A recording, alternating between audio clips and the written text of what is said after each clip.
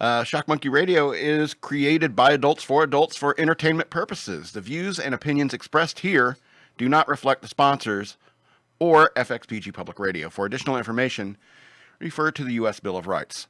Stand warned.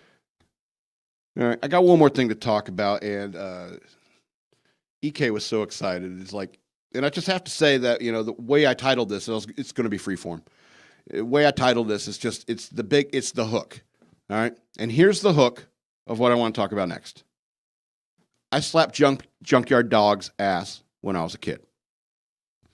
And it's ... And so I'm doing this free form.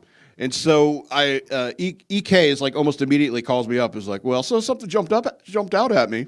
And I was like, well, EK, that's how you write a hook. That's how you write a hook. It's like, what in the world does the madman have to say about slapping Junkyard Dog's ass when he was a kid? Well, I remember way back when. It was the halcyon days of my youth. We're talking about 1985, 1986, 1987, somewhere around there. Don't remember exactly.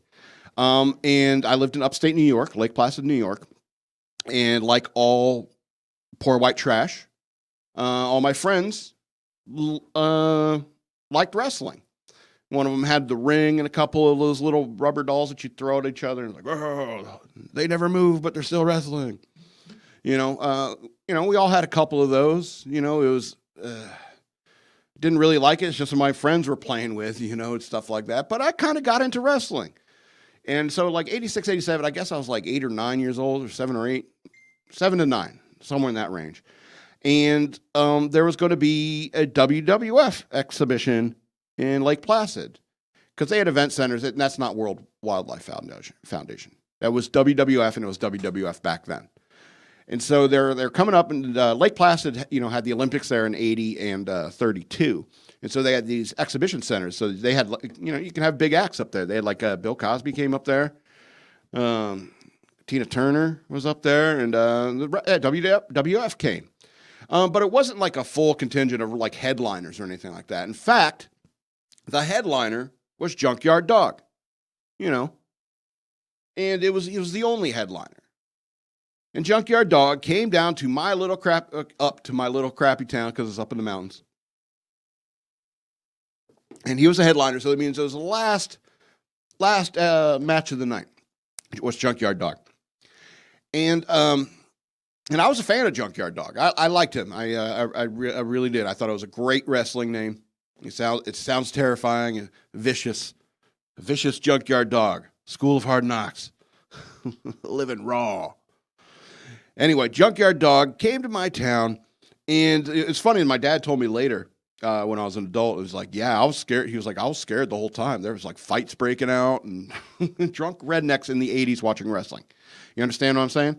And so it's, but me, I didn't notice at all. I was focused on the action in the ring. And so, my dad, he was worried. He thought he might have to scoop me up and run out of there at any moment. But I was having a blast, and so Junkyard Dog he's about to come in the ring, and I asked my dad to say, hey, Dad, can I go down there and see if I can get a high five from Junkyard Dog? And he's like, yeah, sure, just be careful. So I went on down to the railing, this cordoned off area where Junkyard Dog was going to be running down, and he starts coming out, and I get up, I squeeze my way into the side of the fence, and there's all these people throwing their hands out, trying to get a high five from Junkyard Dog, and Junkyard Dog's just walking down there in his white shorts, and he's freaking huge, and he's slapping people's hands, and I'm just begging. It's like, there's so many hands out there, he's not going to pick my hand. He's not going to pick my hand. Pick my hand, Junkyard Dog. Pick my hand to slap my hand. He doesn't slap my hand. So I just reach out and it's like, I want to touch Junkyard Dog, the biggest celebrity I ever heard of in my life at that point. And I swiped down, I slapped his ass. And I've been living with the guilt of that ever since. I don't know what to think of it. I don't know what he must have thought of that. He's like, that weird ass kid just had to touch my ass. So Junkyard Dog, if you ever watch, I'm sorry, I don't even know if he's alive or dead.